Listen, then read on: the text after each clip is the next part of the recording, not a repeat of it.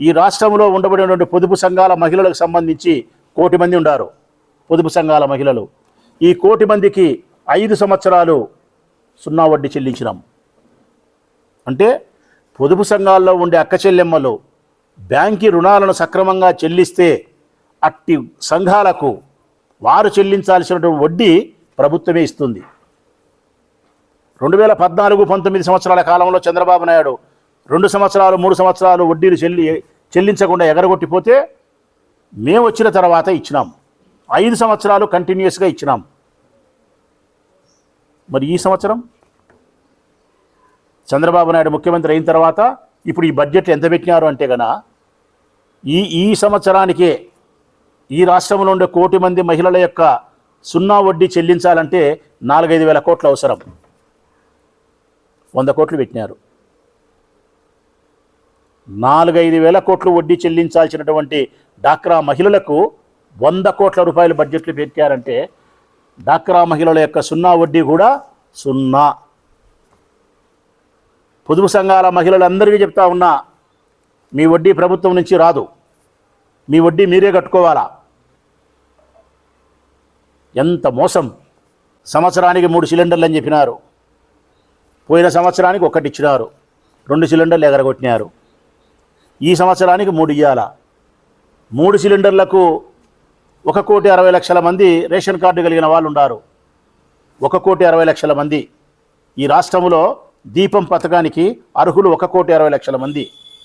ఈ 1,60,00,000 మందికి 3 సిలిండర్ల చొప్పున ఇస్తే దాదాపు 2,500 రూపాయలు అవుతుంది.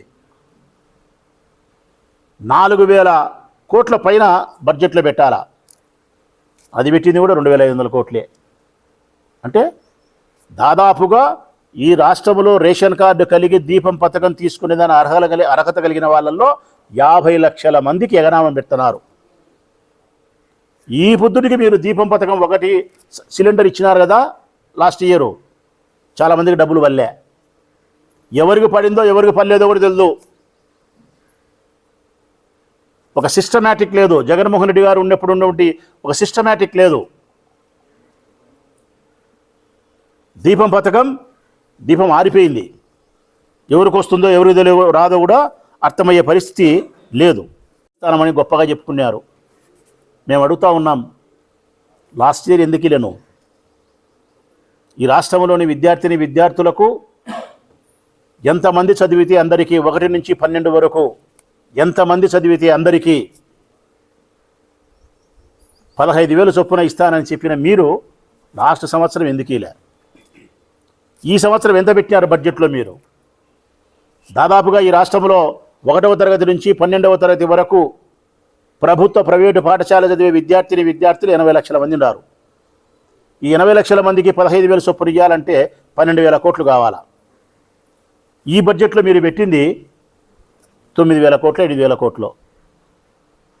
అంటే సుమారుగా 20 లక్షల మంది విద్యార్థులకు తల్లికి వందనం ఎగరగొడుతున్నారని చెప్పి సుస్పష్టంగా అర్థమైపోతూ ఉంది. అన్నదాత సుఖీభవ, మేము రైతు భరోసాని అన్నదాత సుఖీభవ, రైతులకు 20,000 రూపాయలు, కేంద్ర ప్రభుత్వం ఇచ్చే 6,000 రూపాయలు కాకుండా రాష్ట్ర ప్రభుత్వం 20,000 రూపాయలు ఇస్తానని చెప్పి మాట ఇచ్చినాడు చంద్రబాబు నాయుడు ఎన్నికల కంటే ముందు. మేము 54 లక్షల మందికి ఇచ్చినాం ఆనాడు. ఈనాడు 54 లక్షల మందికి నువ్వు 20,000 చొప్పున ఇస్తే 11,000 కోట్లు కావాలా. ఈరోజు బడ్జెట్లో నువ్వు పెట్టింది మొదటి సంవత్సరం పూర్తిగా ఎగరగొట్టినావు. ఈ 2వ సంవత్సరం పెట్టింది 6,300 కోట్లు. అంటే టోటల్గా ప్రజలకు ఇచ్చినటువంటి హామీలలో సంక్షేమ పథకాలలో అరాకొర పెట్టిన పథకాలు 2.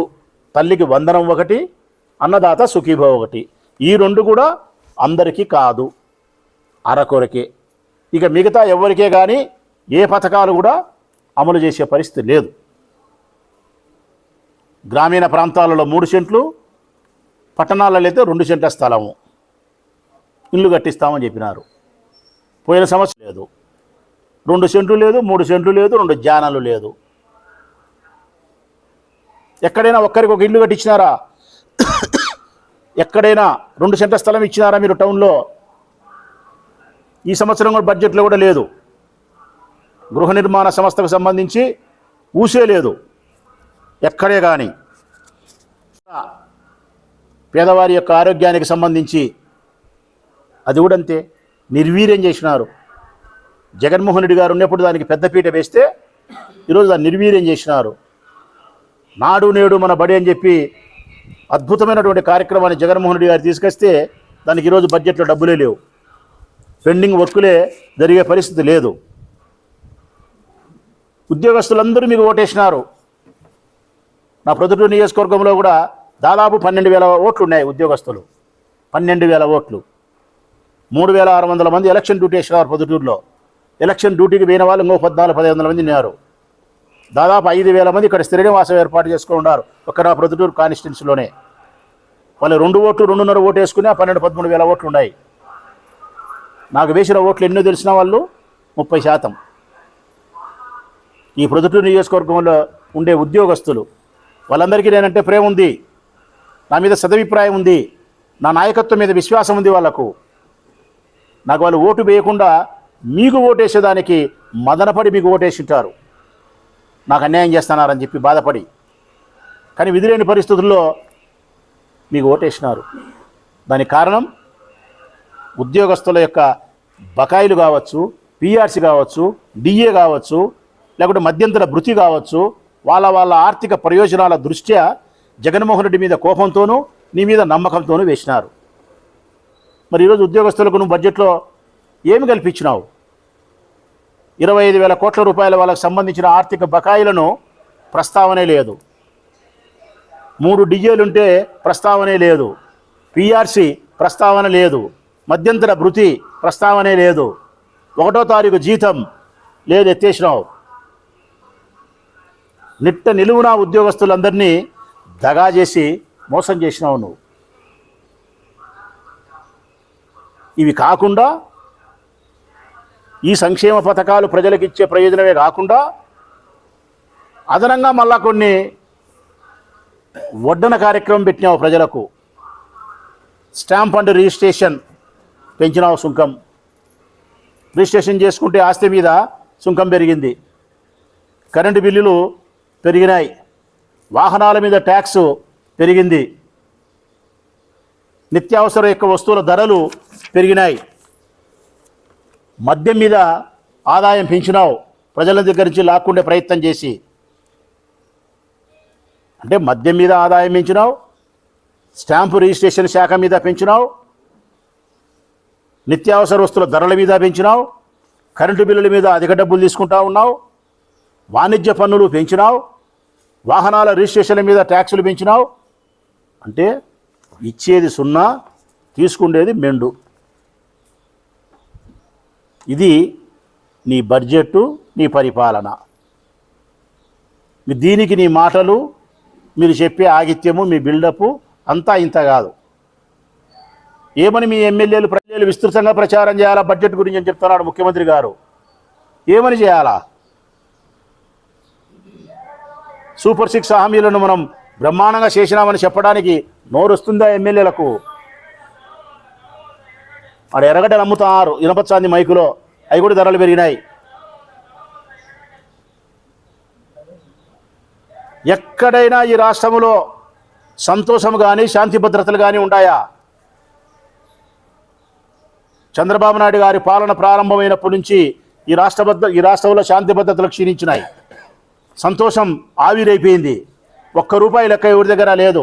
వ్యాపారాలు 0 అయిపోయినాయి. మధ్యాహ్నం 12 అయినా 1 గంట అయినా గుడ్డలంగలు ఓపెన్ కావడంలే. 1 సెంటు భూమి అమ్మడబోవడంలే. మార్కెట్లో ₹1,00,000 లెక్క ఎవరి దగ్గర లేదు. ఒక్క మాట అయితే మాత్రం స్పష్టంగా చెప్తున్నారు రాష్ట్ర ప్రజలు.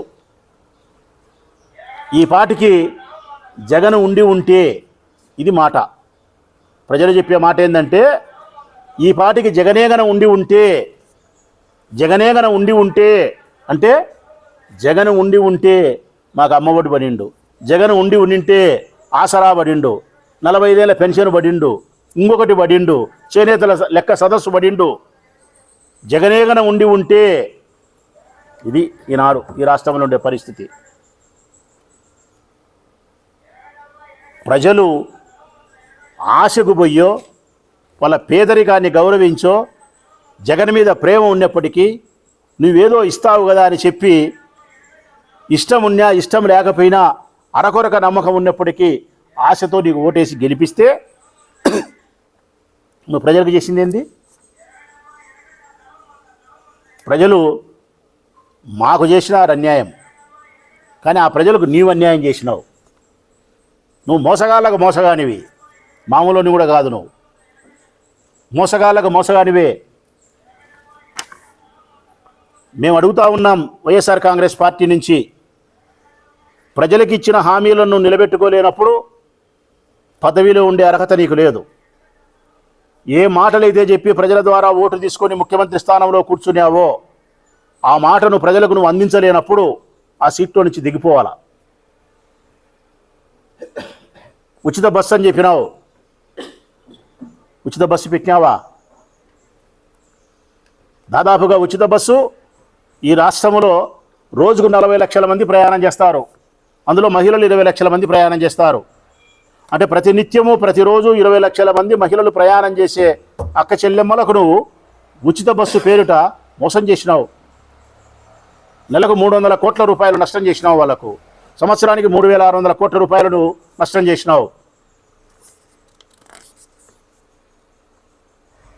దీన్ని అందరూ ఏమంటున్నారంటే రాష్ట్రంలో ఇది సూపర్ 6 పథకం అనడంలే. సూపర్ 6 పథకం కాదు ఇది. సూపర్ 6 పథకం సూపర్ సిక్ అయిందంటున్నారు. సూపర్ సిక్ అయిపోయింది. ఇది అనారోగ్యం. కనీసం మాకు 11 సీట్లు వచ్చినాయి. ఈరోజు ఎన్నికలు పెడితే ఒక్కటి రాదు, నీకు ఒక్కటి రాదు. నేను చెప్పేది అతిశయోక్తి కాదు. స్వయానా నారా చంద్రబాబు నాయుడు గారే ఓడిపోతారు ఇప్పుడు కానీ ఎన్నికలు పెడితే. కారణం ప్రజలకు తీవ్రమైనటువంటి వ్యతిరేకత, చాలా తీవ్రమైనటువంటి అసహనం వచ్చింది ఈ ప్రభుత్వం మీద, నీ మీద. రెడ్ బుక్ రాజ్యాంగం నడుస్తూ ఉంది. అదొక మంత్రదండం మాదిరి అయిపోయింది. మాంత్రికుని యొక్క చేతిలో మంత్రదండం మాదిరి అది పెట్టుకొని భయపడించుకుంటున్నారు. వైఎస్ఆర్ కాంగ్రెస్ పార్టీ నాయకులందరినీ జైలు పంపించే కార్యక్రమం, భయపడించుకునే కార్యక్రమం. దీనివల్ల వచ్చిన ప్రయోజనం ఏంది? రాష్ట్ర ప్రజలకు మీరు చేయాల్సిన సంక్షేమం ఏది? అభివృద్ధి ఏది? ఇప్పటి వరకు ఎక్కడైనా సరే మీరు ఒక ఇటుకే పెట్టినారా? ఎక్కడైనా ఒక నిర్మాణం చేసినారా? ఒక బడి కట్టినారా? గుడి కట్టినారా? ఒక ఇటుక పెట్టినారా? ఒక తట్టెడు సిమెంట్ వేసినారా? ఏడైనా సరే మీరు వచ్చిన మెడికల్ కాలేజ్ సీట్లు ఎన్నిక పంపించినారు. పోర్టులు లేవు, పోలవరం లేదు, అమరావతి లేదు, ఏది లేదు. జరుగుతా అనేది ఒకటే రెడ్ బుక్ రాజ్యాంగం. జరుగుతా అనేది ఒకటే అక్రమ ఆదాయం. జరుగుతా అనేది ఒకటే వైఎస్ఆర్ కాంగ్రెస్ పార్టీని ఎట్లా నిర్వీర్యం చేయాలా, రాష్ట్ర ప్రజలకు ఏ విధంగా ప్రయోజనాలు చేకూర్చాలనే ఆలోచన నామమాత్రం కూడా మీ దగ్గర కనిపించడంలే.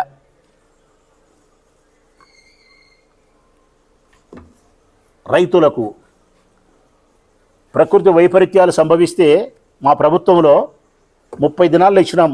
వరుసగా 4 సంవత్సరాలు మీ ఇష్టం వచ్చిన రైతును అడగండి.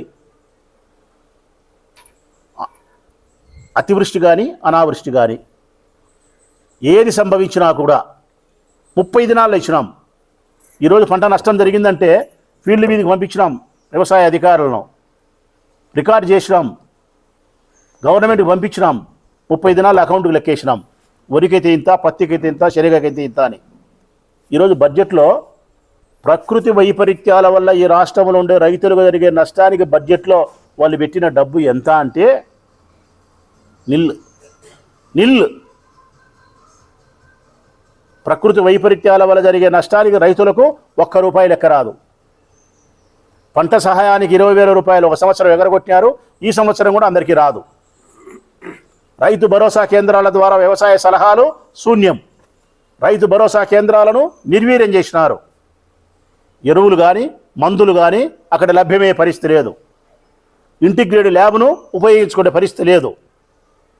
వ్యవసాయాన్ని అటకెక్కిస్తున్నారు. రైతన్న వెన్నెముకను విరిచిపారేస్తాంది ఈ ప్రభుత్వం. ఎన్ని చెప్పాలా మీ గురించి? అసలు మళ్ళంగా మీరు సిగ్గు లేకుండా ఎగ్గు లేకుండా మీ గొప్పతనాన్ని మీరు భుజాలు తట్టేసుకుంటున్నారు. పవన్ కళ్యాణ్ గారిని అడుగుతా ఉన్నాం, ఓ ప్రశ్నించే పెద్ద మనిషి, ఎక్కడికి పోయినావు నువ్వు? నేను ప్రశ్నిస్తా అంటున్నావు. ఇది ప్రశ్నించిన విధానం? నీ పార్ట్నర్ తప్పు చేస్తా అంటే నువ్వు ప్రశ్నించే విధానం ఎక్కడ? నువ్వు దీని మీద ఇంట్రెస్ట్ పెట్టలే. పోసాని మురళిని ఎట్ట జైలు పంపాలన్న దాని మీద ఇంట్రెస్ట్ పెట్టావు, నిన్ను తిట్టినాడు కాబట్టి. సనాతన ధర్మం పేరుతో కాషాయ దుస్తులు వేసుకొని, ఒకటి మెడకు జందెం వేసుకొని ఎవరిని మోసం చేసేదానికి ఇవన్నీ? ఈ రాష్ట్ర ప్రజలకు పట్టెడు అన్నం పెట్టలేని నీ ధర్మాలు ఎందుకు? నీ సూక్తులు ఎందుకు? ఇచ్చిన మాట నిలబెట్టుకోలేని మీరు సనాతన ధర్మం గురించి మాట్లాడే అర్హతే లేదు. వాగ్దాన భంగం చేసిన నీవు జీవించడానికి అనర్హుడివి మామూలుగా అయితే. ఈ రాష్ట్ర ప్రభుత్వం ప్రజలకు క్షమాపణ చెప్పాలా? ఈ రాష్ట్ర ప్రభుత్వం ఈ ప్రజలకు ఇచ్చిన హామీలు నెరవేర్చేంత వరకు అధికారంలో ఉండకుండా దిగిపోవాల్సినటువంటి బాధ్యత ఉంది. స్పష్టంగా చెప్తున్నారు ఈ రాష్ట్రంలోని ప్రజలు జగన్ గొప్పతనం ఏందనేది. అప్పుడు జగన్ గొప్పోడే, మా జగన్ అప్పుడు గొప్పోడే, ఇప్పుడు ఇంకా గొప్పోడైనాడు అప్పటికంటే. మా జగన్ యొక్క వ్యక్తిత్వం నాటికంటే ఈనాడు దిగ్నీకృతమైంది, ఇంకా ప్రకాశవంతమైంది మా జగన్ యొక్క వ్యక్తిత్వం. ఇచ్చిన మాట ఇచ్చినట్టు నిలబెట్టుకున్నాడు జగన్ అని చెప్తున్నారు. చెప్పిన ప్రతి పథకాన్ని అమలు పరిచినాడని చెప్తున్నారు. నిజాయితీగా నిష్పక్షపాతంగా అందరికీ ఇచ్చినాడు అని చెప్తున్నారు. చెప్పిన సమయానికే ఇచ్చినాడంటున్నారు. ఊర్లో స్కూళ్ళన్నీ బాగుపరిచినాడని చెప్తున్నారు. ఈ 2 సంవత్సరాల బడ్జెట్ ఇడికి పోయింది సంకనాకి. ఇంకా 3వ సంవత్సరం నేను ప్రజలకు చెప్తా ఉన్నా, మహిళలకు 3వ సంవత్సరం బడ్జెట్ కూడా నీకు 15,000 ఉండదు తల్లి. నీకు 15,000 ఉండదు తల్లి. 50 ఏళ్ళకు పెన్షన్ ఉండదు తల్లి. బస్సులు పెట్టరు తల్లి. 0 వడ్డీలు ఇయ్యరు తల్లి. 2 సెంట్ల స్థలము 3 సెంట్ల స్థలాలు ఇయ్యరు తల్లి. ఏవి చెయ్యరు. మీ కష్టం మీకు తప్పదు, మీ శ్రమ మీకు తప్పదు. మీ కష్టాన్ని మీరు నమ్ముకోండి, మీ శ్రమను మీరు నమ్ముకోండి. 4 సంవత్సరాల కాలమో 3 సంవత్సరాల కాలాన్ని ముందుకు జరపండి. ఆ తర్వాత మళ్ళీ మీ దయతో జగన్మోహన్ రెడ్డి గారి ప్రభుత్వం వస్తుంది. అప్పుడు మళ్ళీ సంక్షేమ పథకాల వెల్లువ మళ్ళీ ప్రారంభమవుతుంది. మనం చేసిన చిన్న పొరపాటుకు మనం దుఃఖించాల్సిందే 3 సంవత్సరాలు.